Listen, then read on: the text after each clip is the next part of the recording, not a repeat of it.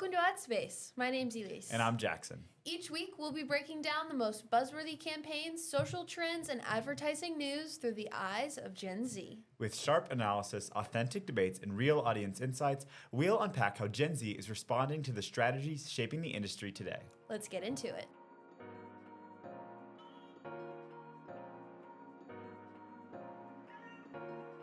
Welcome to the final episode. The last time you get to see Jackson and I talk about ads. I feel so bad for you. We feel bad for the audience. They don't get to Yeah. listen to our lovely voices anymore. No, but seriously, it's been an honor. This has been such a great experience doing the pod, getting to know our wonderful cast and crew who you can't see. No. But today we decided to add in a special little note for our last episode. Our producer, Brenna, is joining us off screen. Brenna, you want to say hi? Hello. Do you want to tell the audience why you're in this getup? Maybe? Oh. That's why we need our producer, Brenna. Well, Jackson and I are graduating. That's why this is our last episode, and hence why we look like this. We're entering the working world. Yeah. We'll be Cogs in the machine. cogs in the capitalist machine. Anyways. Yes, I'm also graduating, and I'm happy to have this mic. When we first started the podcast, I was told I didn't have the visual appeal and I had an off-putting nature, I think was what they said. So I wasn't allowed to be on there, but I'm really excited to have this representation. So thank you. And we're happy to have her. Anyways, let's get into the ad updates. Welcome to the ad update, where we debrief the most impactful campaigns from the last week. First up, what do we have, Jackson? We have Adidas with their new Backyard Legends campaign. So this is brought to us by Lola USA with the production company Smuggler, and this is kind of the first kickoff to their big World Cup feature. So the premise of this 5-minute short film follows Timothy Chalamet as he assembles his dream team of current soccer stars like Trinity Rodman, Jude Bellingham, and Lamine Yamal to challenge Clive, Ruthie, and Isaac, a group of street player legends that haven't been beat since 1996. The spot also features some huge names like Bad Bunny and Lionel Messi, and ends with the You Got This platform that Adidas has been running for a little while now. Yeah. It's kind of just overall to describe, it's amazing. I love the spot. It's kind of just magical to watch. It feels like an actual short film. It almost doesn't feel like an ad. And the aesthetic of it is like kind of like a favela type vibe in this very street neighborhood where you just like, soccer feels like the culture there, and you are brought in, and it doesn't feel like a fancy sports arena, and you see all of these soccer players kind of returning to their roots or just playing street ball. And there's even like David Beckham makes an appearance, who they've AI de-aged him by like 30 years, but he's just appearing in streetwear too. Like, it's very casual. They're just showing up to play some good old ball. Yeah. What'd you think? I really liked this. I think it was like beautifully made, beautifully put together. I really liked the first time I came across it, just like organically. It was on social, the 1-minute version, which is still very much like tells a really interesting story. In addition to the 5-minute version, I think that kind of aligns with this like trend that we've obviously talked about before of like more long form advertising that feels like more like a film that you're watching, which obviously this one is. I also loved that, like tying this back to Gen Z, that they used a lot of players, young and old. Like obviously they're featuring like Beckham and Messi, but they're also like tapping into some of these like up and coming like rookie players that are playing in the World Cup this summer that we'll see. So I like that. It just felt like just very organic and not like they were trying to really like push an Adidas product on you. Granted, they're spending they're a tier 1 sponsorship of the World Cup. So they're spending between $150 and $250 million on this sponsorship this summer.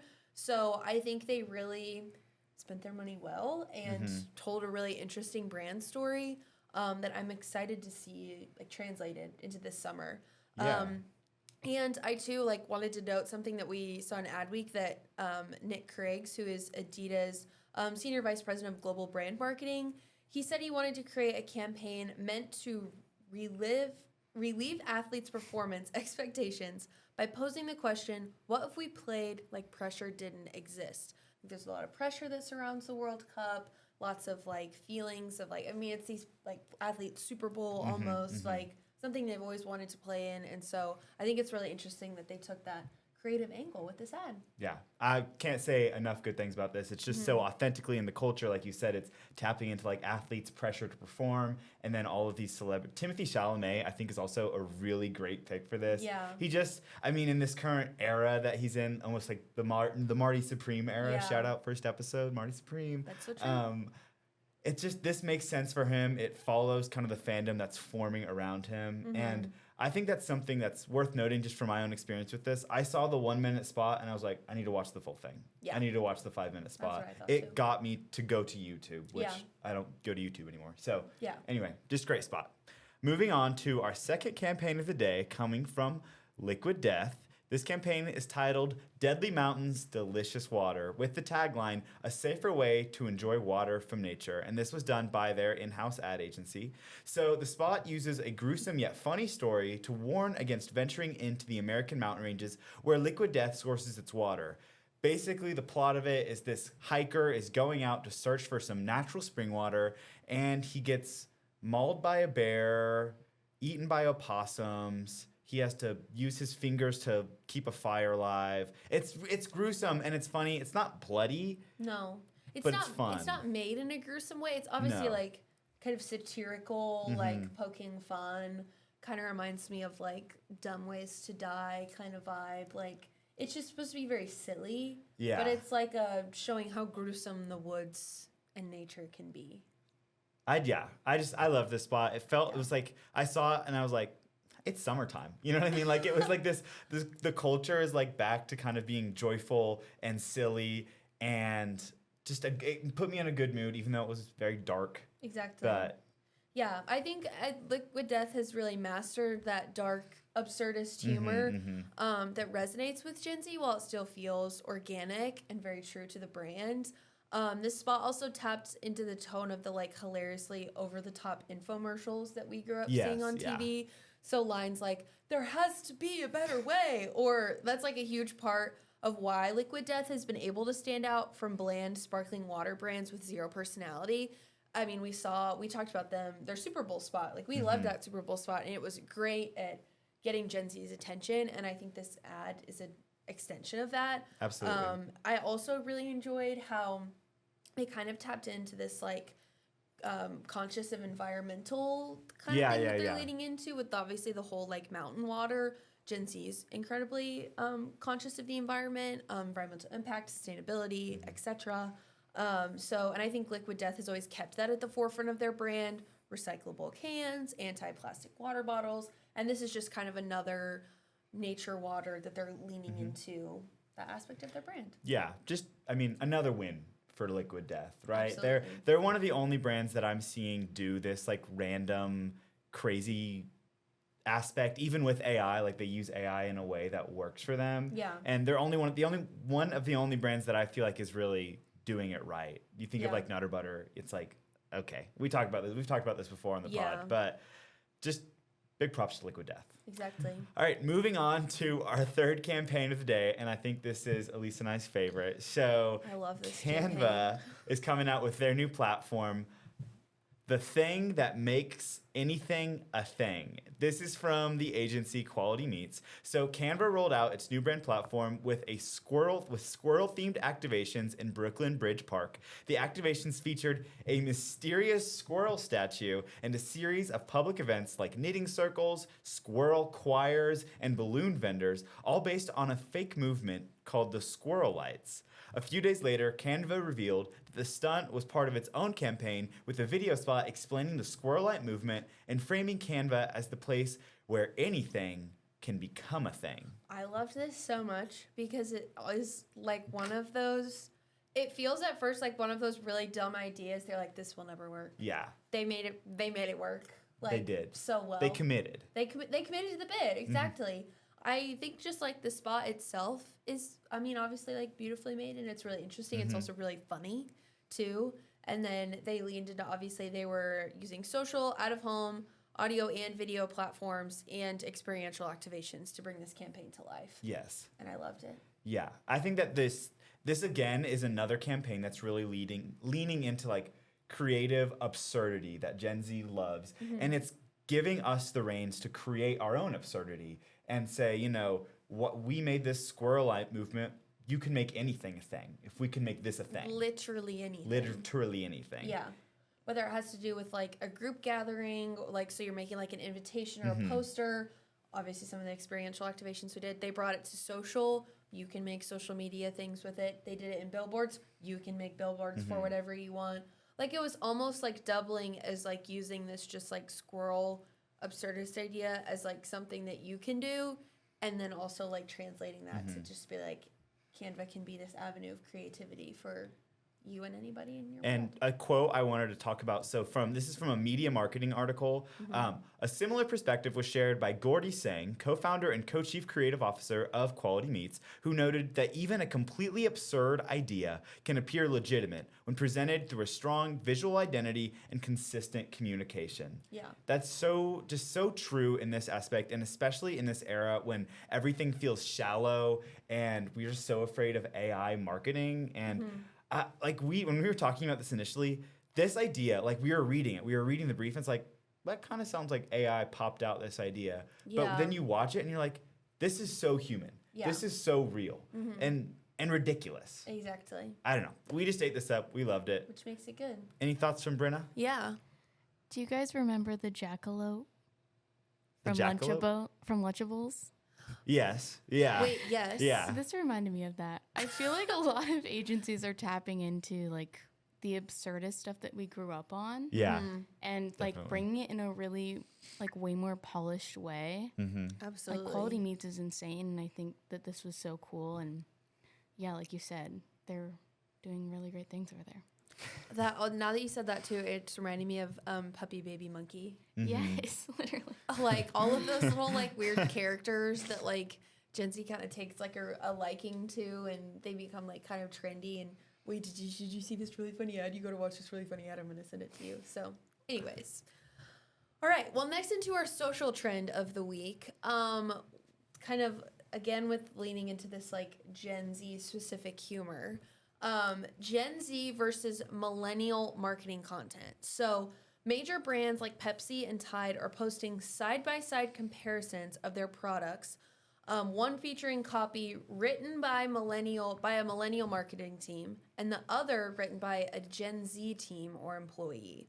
So most of these posts apply to like an unrealistic, oversimplified, kind of like outdated idea of Gen Z. Like it uses like a piece of slang or just like emojis to like say the same thing that like the supposed like millennial side is saying. So like they're really funny.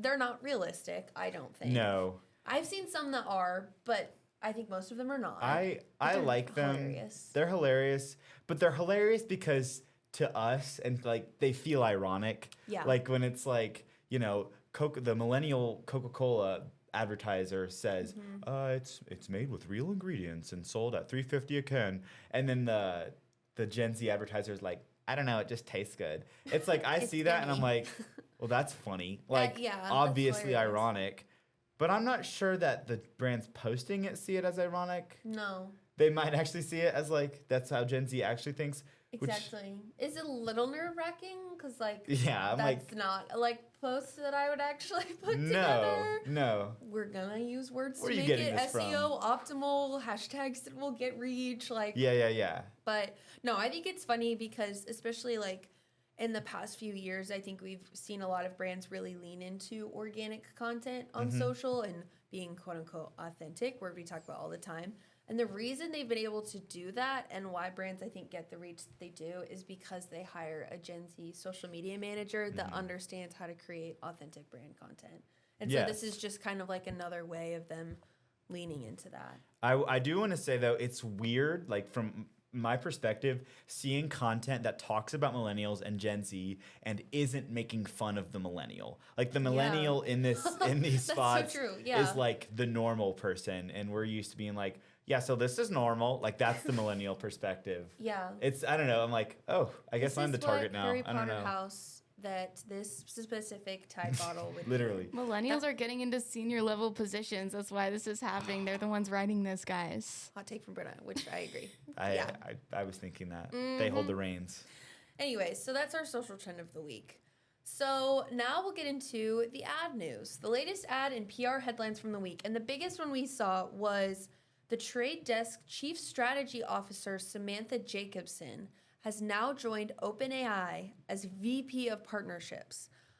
So if you don't know what the Trade Desk is, it's a leading independent cloud-based demand-side platform that allows advertisers and advertising agencies to buy and manage digital ad campaigns.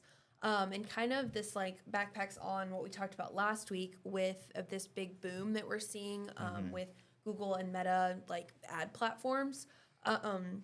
We talked about how important AI automation is becoming in digital marketing. So it only makes sense that OpenAI is bringing on these like heavy senior level position hard hitter people to improve their strategy when it comes to monetization on Yeah, OpenAI. and something interesting is that OpenAI is losing users and earnings to other AI platforms such as Claude. So they're doing everything they can to optimize their marketing strategy. Yeah. They are definitely losing ground. I mean, I feel like even in the conversations that I have, I'm not talking to businesses, I'm talking to my Gen Z peers, but we all are kind of starting to think of Claude as like maybe the best writer or different AI. We're diversifying our AI platforms outside of OpenAI, and obviously that's a reflection of the business world, right? Exactly. And so this makes a lot of sense. I'm interested to see where it's going. I honestly I guess I wish her the best. Yeah, no kidding.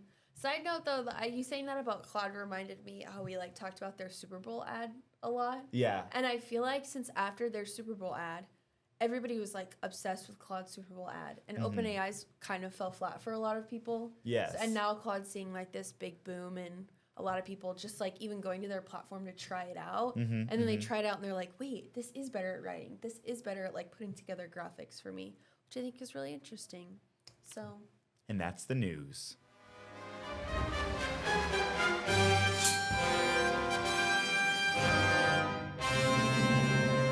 You heard that sound. That means it's time for Battle of the Brands, where two brands will go head to head to see who tackled the brief better. This week, we're going to be talking about two brands that are doing World Cup partnerships, both kind of focusing on third spaces and the ideas of connecting, football or soccer to the activities that one might do with the products. Yeah. Right? All right, first up, my brand is Jameson Irish Whiskey with their new campaign, It's What You Bring.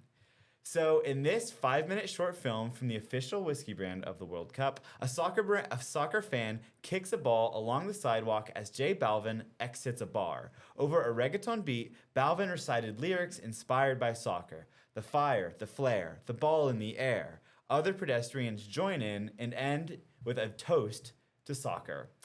This spot really just taps into this idea of third spaces and going to a pub or any bar to enjoy your favorite drink and be with your favorite people and meet people and enjoy, of course, your favorite sport, soccer. Yeah. There's a lot of talk around, with the World Cup coming to the U.S., not everyone's going to be able to afford a ticket. They're very, very expensive. It's not in every city. I found it recently. It's not even in, Chicago. Chicago isn't getting it. That's a huge city. You know what I mean? Yeah. So it's not going to be, these games aren't going to be very accessible to most people. So a lot of brands, Jameson included, are tapping into this idea that soccer is where you are. It's the idea of being with people in a pub or any setting and enjoying a drink that makes you feel a part of the game, a part of the spirit and the culture that, just permeates sports in general. Just this beautiful idea of the beautiful game. Yeah. And I love the way that Jameson brought this to life. I love the use of J Balvin, a reggaeton artist, to really tap into that culture of soccer and just the World Cup in general, where you're sourcing all kinds of different cultures. And just with Gen Z specifically, again, you're tapping into this third spaces, but you're also bringing in kind of a multicultural aspect of it, right? And, no matter who you are, you can find a space in a pub or a bar and just get a drink and enjoy friends. Yeah. Yeah. Absolutely. So kind of like backpacking off that with a lot of similar ideas, but a very, very, very different brand. My Battle of the Brands campaign is Dove. With their new campaign, Care for Your Skin Like You Care for the Game. So this ad follows soccer spectators across bars, cities, and stadiums set to the White Stripes 7 Nation Army, which has become a soccer anthem for fans all across the world. And the visuals focus on close-ups of the spectator's skin and end with the message, care for your skin like you care for the game, while a fan washes off paint in the shower. So it's positioning Dove as a product that you can use just like in your everyday routine. It is gentle on your skin. The same way that you care about football, Dove cares about you as a customer, and the product cares about your skin. I think this was a really like interesting way to position the product. I mean, when you think of like World Cup and like World Cup sponsorships, a Dove is not like a brand that I would think comes to mind immediately, but obviously this is a huge opportunity for brands to bring awareness. Yeah. And they obviously wanted to capitalize on that, hence why they're doing this sponsorship and why they did this ad. And I think they're focusing on like shared human experiences, and especially they're also leaning into men. You know, Dove you kind of think of as more like a female-focused brand, but they're kind of taking this opportunity to showcase that they are there for the people that are in the stands, even though they probably get really sweaty and stink at the end of the day. Dove is there for you. I will say you kind of ruined it there by saying it's a brand for women. I did just buy the Dove like collab soap. It's like Palo Santo, like the really good scent. It's kind of great. Yeah. So I at that point, you know, also I like that the use of 7 Nation Army. I feel like that's such an iconic song. Yeah. And I like that both brands, like Jameson kind of invented a song, or they kind of invented almost a poem with J Balvin, and then just the use of 7 Nation Army. I feel like both tasteful uses of music in both of these spots. They're clearly understanding the audience and the people that they're like positioning to. Absolutely. Brenna, do you have any? Yeah. She has thoughts. I really enjoyed this because I think when you think of Dove's men's line of care, you kind of think of like visuals of men alone and like taking care of themselves with these products. But I think that this was really cool because it showed men in a very communal space, which obviously sports has always been that for men, but it feels very connective and community-based, which I think was really cool. And also just bringing all the cultures and textures and different situations was really cool. It's also visually and creatively just like so well made. Yeah. It is a beautiful spot. Yeah. But give it that, also love J Balvin, and Thank you. Jameson did an incredible job with bringing his artistry into that too with his lyrics and stuff. So Absolutely. 2 heavy hitters we have. Thanks, Brenna. All right, let us know which brand you think won this segment of Battle of the Brands by going to our Instagram @theagencyKU to vote on either Jameson or Dove. You've been listening to AdSpace by The Agency. This episode was produced by Brenna Burnett and Joe Bundo, written and edited by the Steam Whistle creative team, sound design and mixing by Joe Bundo, Wyeth Cooper, and Brenna Burnett. Special thanks to our faculty advisor, Dr. Rose. This podcast is a production of Steam Whistle Creative, made possible by the William Allen White School of Journalism and Mass Communications. To keep up with new episodes, follow us on Instagram @theagencyKU, and don't forget to like, rate, and review. It really helps us out. I'm Elise. And I'm Jackson. And thanks for listening. This student-produced podcast is opinions and commentary and does not reflect the views of any organization. The views expressed by guests are their own and do not necessarily reflect the opinions of the host or the podcast. Any opinions presented in this podcast are for general information only, and any reliance on the information provided in this podcast is done at your own risk. This podcast should not be considered professional advice. Unless specifically stated otherwise, the agency does not endorse, approve, or certify any information, product, process, service, or organization represented or mentioned in this podcast. Copyright the agency 2025, all rights reserved. You may not reproduce, distribute, or modify this podcast without written permission.